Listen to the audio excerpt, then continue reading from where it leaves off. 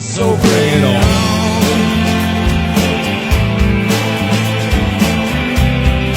Bring it on. Every little tear.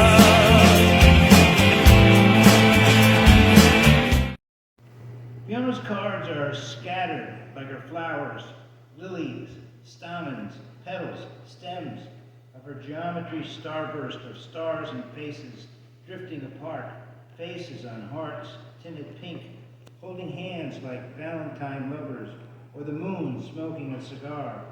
Blue smoke glitters, contour lines, amoeba faces in a fade of rainbow color. Balloons lifting a smiling dinosaur into the space of stars, and the moon beyond, a vase of geometric algebraic green peace flowers bursting into the imagined circle scattered about the room of my heart. Thank you. For want of looking at it, you offer to help. This is a story about hunger, you tell me. Not the hunger of the wolf at night, all slavering freedom, but the hunger of the dog who drives the stake that ties him through his own foot, who gnaws at the leg incessantly, playing at the desire to run. You slip your fingers beneath the collar of the dream, all burning bone, tallow dripping onto my shoulders. We stay there together in that moment, in the dark and the stars and the scent of the fat kill. I hold myself still as prey in the night, my bloody leg in no shape for running. I felt the roar of you in me, felt you against me like I was leaning into a black hole, an emptiness so dense that perversely, wildly, I thought that maybe I could beat it. But wait, what about you? What about your hunger? I asked. And at last, for a second of pain, I felt money, good looks, and materialistic things, when in reality, that's not the case at all. Because if I'm giving you my all, then you should feel the same. Because what's the point in giving someone your time, love, energy if they're just going to play games? Because it's more than just physical, especially on the spiritual level. Because they're not only getting to know me. They're not only getting to know me, but you're also getting to know my spirit. Because once I allow my energy to transfer over to you, you'll be able to feel it. But what's sad is not everyone is going to come across you on the spiritual tip. Because once two souls can define to become one, and Lord and behold, my friend, you're no longer in the physical relationship anymore, you're in the spiritual one. The spiritual love hits different, because I'm no longer attracted to you physically. Because if you can benefit me mentally and spiritually, then you and me will have nothing but peace, love, and tranquility. Because all types of love is beautiful. If you can connect your self-love with your spirit, then you'll be amazed at who can feel it. Thank you. Yeah. The room is spinning. Your mouth is dry. You reach your arm out to grab to something, anything. You find the alarm clock. Throw it against the wall, wishing it was him, but he's not there. You told him to go. You didn't need him. Now you have the voices to keep you company. All you want to do is go to bed, but you can't. There are too many things to count. Too many moments, too much blood, too much, just too damn much.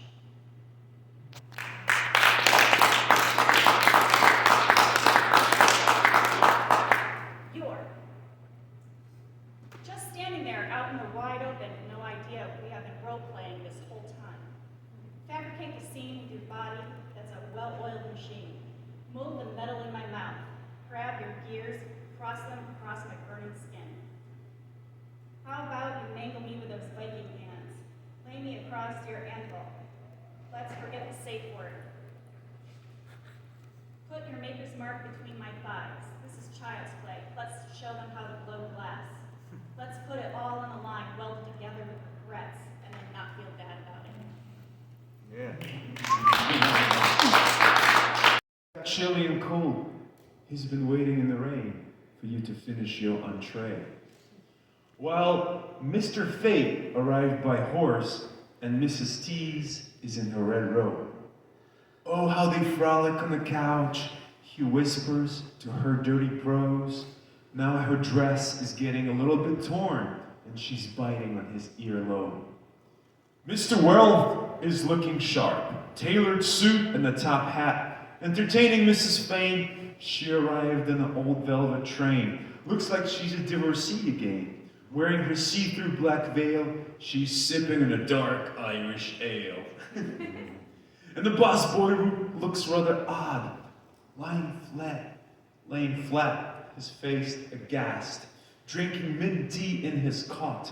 Motion sickness got the best of his lot, praying and asking why has he boarded this old and creaking ship.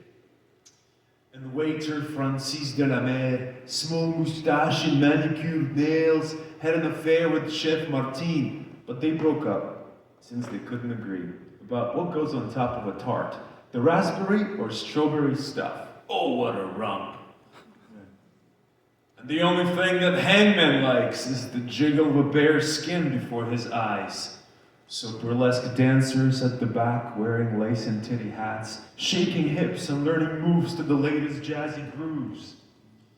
And a gypsy fortune teller flicking tarot, tricking luck.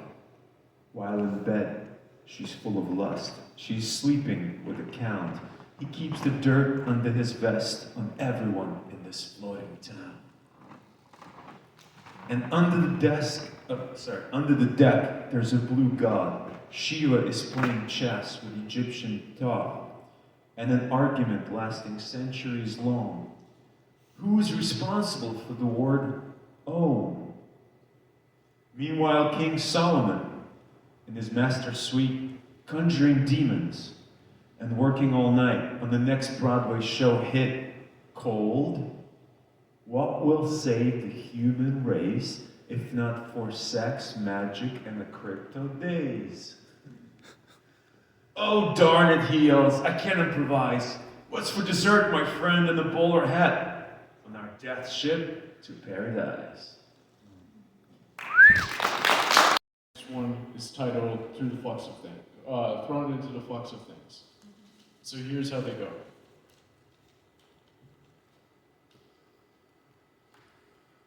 A car crashed against a sanguine stopcock across the street from my apartment. Within me, a zoetic hydrant swelled.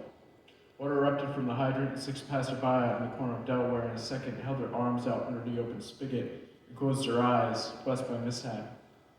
The driver and his hired exclaimed squabbled over their miscalculated parallel parking attempt. I saw only their fists pound against the steering wheel through the veil of water, light in sight pummeling down on the car hood. Where else could the Muse reveal herself but in a place unexpected, happenstantial, but improvised upon regardless? The officer turned the corner and shooed everyone away.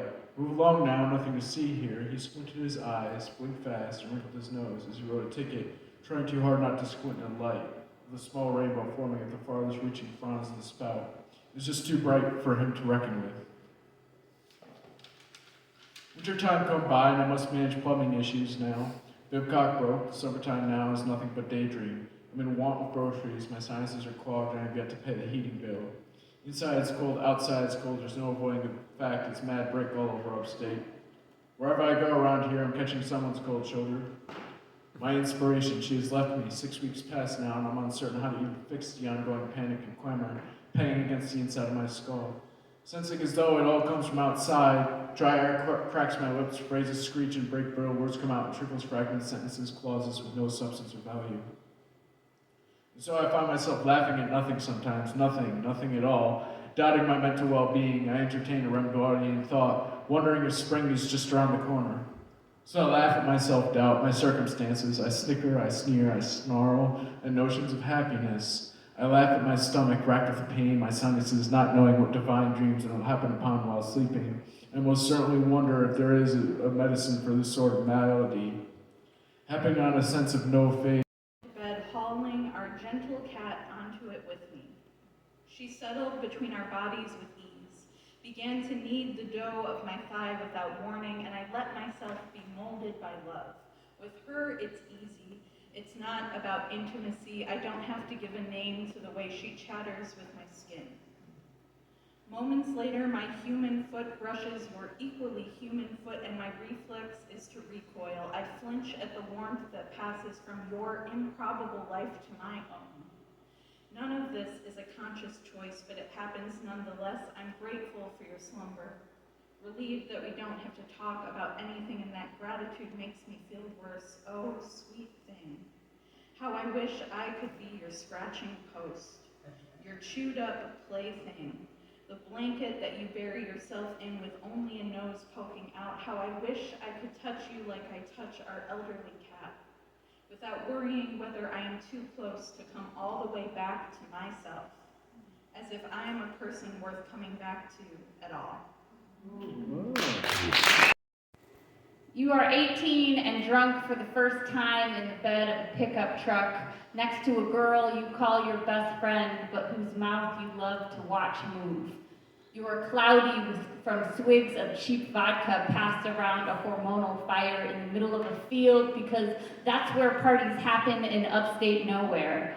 You spent the night dancing with her, giggling like arias and squatting to piss together on the outskirts of light, until the world started to twist, so the two of you crawled into the truck bed. Somehow, in the haze of liquor and wood smoke, you find her hand and fall asleep watching the stars blur, wondering if she will remember any of this in the morning. Days later, when she starts dating your ex, the first boy who ever loved you, you will glimpse them holding hands on Main Street, fully awake, in the daylight where everyone can see, and you will feel a shipwreck wash ashore inside you. You will tell everyone you're jealous. You will lie and say of her. Us, building our trust. Trauma affects our affects. Trauma signature, bedrock of our lithosphere. Inherited trauma, pain from mama, pain from papa, manifest like stigmata. My mother's hunger, from when she was younger, did lead my need to feed. Her hunger pains flow through my veins. Now we nourish those we cherish. Paternal PTSD passed on to me. I was raised in villages raised. Born witness to war sickness with his eyes, through his eyes. A version of violence, with the quietest. Those dead Vietnamese parch our throats for peace. Parental paroxysms color my follicles. Their antipyresis are my inheritance. Their trauma manifest. Steadfast battlements. I am my mother's son. I am my father's son. All right, this is for my dog lovers out there. It's called On Cats. Licking at the nose, clawing at the mouse. Sometimes sweet, sometimes savage, distemper and delight. What principles of good, of evil, domestic and wild, dual, singular, twofold interpretation, nature inextricably confused. Grinning, lively, merry, a disturber of the peace, wag-tailed schemers, connivers, murderous designers, always at the watch, the ready. Huntress wrapped in furs electric, calico, cinnamon, fawn, undercoat, feathery down, exotic bird bone collar. Sly stalker taut, slung low, bow bent spine, an arrow ready to fly at the juicy heart of life. True-born ancient goddess, Cleopatra's pet, afterlife companion, at her feet slavish sacrifice, feast of delicacies. My purring serial killer, your tender consideration, concealing short daggers, playful, pitiless slaughter, so human, so feline.